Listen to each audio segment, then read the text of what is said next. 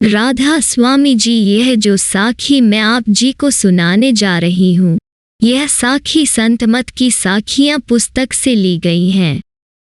उम्मीद करती हूँ आप जी को जरूर पसंद आएगी। साखी बबूल से मनुष्य जन्म। एक समय की बात है, एक अभ्यासी सत्संगी ने एक पेड़ की ओर इशारा करते हुए बड़े महाराज जी से पूछा, अच्छे कर्म करने से क्या यह पेड़ भी मनुष्य देह प्राप्त कर सकता है?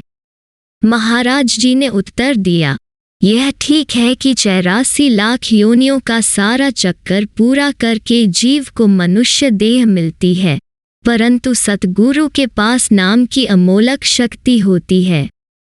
अगर वे किसी पेड़ का फल खा लें, उसकी छाया में बैठ जाएं या किसी जानवर जैसे कि घोड़े की सवारी कर लें, तो उसे मनुष्य देह देने की दया कर देते हैं।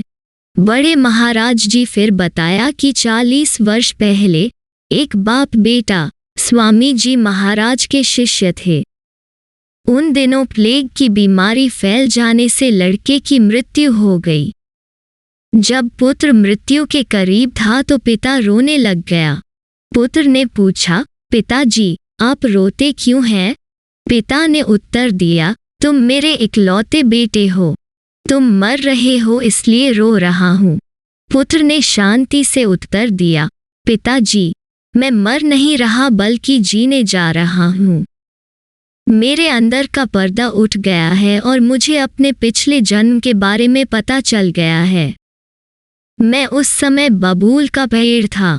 किसी सत्संगी ने मेरी टहनी की दातुन बनाकर स्वामी जी महाराज की सेवा में अर्पण कर दी। उसके फलस्वरूप मुझे यह मनुष्य देह मिली, परंतु मेरी बुद्धि जड़ रही। अब मेरा किसी अच्छे परिवार में जन्म होगा और मैं परमार्थ का अभ्यास करूंगा। बड़े महाराज जी ने बताया कि यह सच्ची घटना है, परंतु ऐसी घटनाएं बहुत कम होती हैं। उसी अभ्यासी सत्संगी ने दोबारा पूछा, अच्छा पहले रूह वृक्ष में आती है, फिर कीड़े में और फिर? बड़े महाराज जी ने उत्तर दिया, फिर पक्षियों में, इसके बाद पशुओं में और सबसे आखिर में मनुष्य जन्म मिलता है। नियम तो यही है कि सारा 84 का चक्कर भोग कर करोड़ों वर्षों बाद मनुष्य जन्म में आए।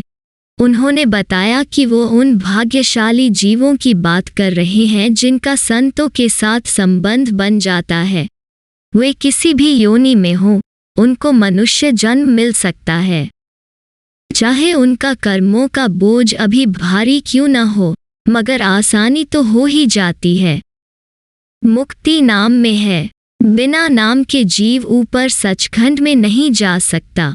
नाम की कमाई सिर्फ मनुष्य शरीर में ही हो सकती है।